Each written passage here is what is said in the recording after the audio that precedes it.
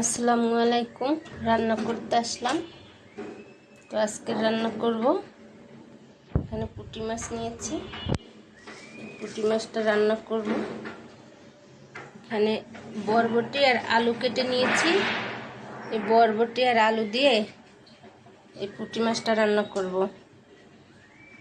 আর পেঁয়াজ, কাঁচামরিচ, ধনিয়া পাতা কেটে নিয়েছি। তো রান্না বসাই, দেখতে থাকেন। মাছটা ভেজে রান্না করব।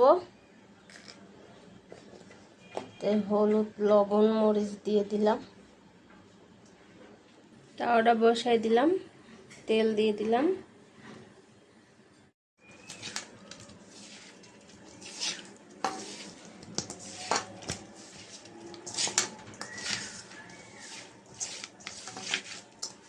মাছটা মেখে নিয়েছি, হলুদ, মরিচ, লবণ। ভাজা বসিয়ে দিব।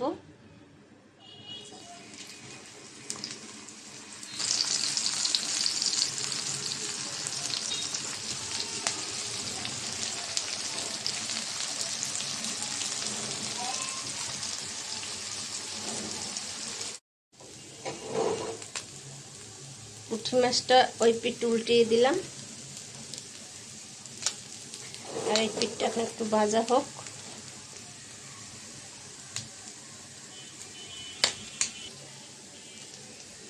পুঁটি মাছটা ভাজা হয়েছে, এখন নামাই নিলাম। বিসমিল্লাহ। এই কড়াইটা রান্না করব। তেল দিয়ে দিলাম, দিয়ে দিলাম পেঁয়াজ কুচি। পেঁয়াজটা হালকা করে ভেজে নেব। পেঁয়াজটা হালকা করে ভেজে নিলাম। একটু পানি দিয়ে দেবো মশলা কষাবার জন্য। দিয়ে দিলাম রসুন বাটা, মরিচের গুঁড়া, হলুদের গুঁড়া, লবণ। মশলাটা এখন ভালো করে কষাই নেব। মশলাটা প্রায় কষানো হয়ে এসেছে। আমি এই সবজিটা দিয়ে দিলাম, বরবটি, আলু।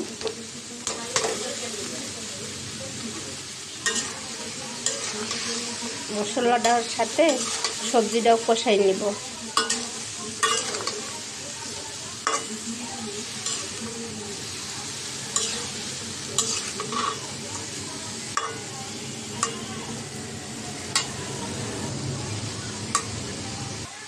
ঢাকনা দিয়ে ঢেকে রাখলাম।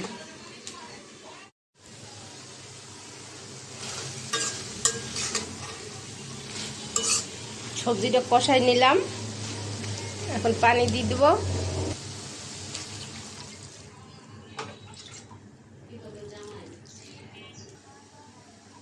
পুঁটি মাছ ভেজে রেখেছিলাম, দিয়ে দেব এখন।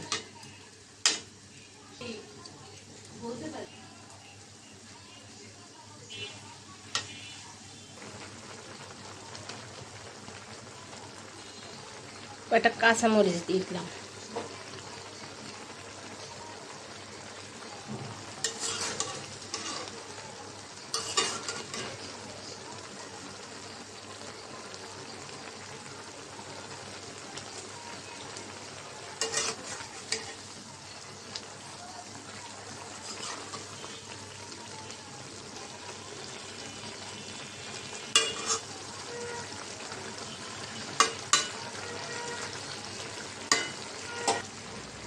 দিয়ে দিলাম ধনিয়া পাতা। এখন ঢাকনা দিয়ে ঢেকে রাখবো 5 মিনিটের জন্য।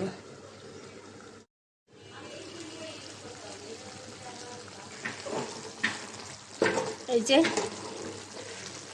রান্নাটা হয়ে গেল। বরবটি, আলু দিয়ে পুঁটি মাছ।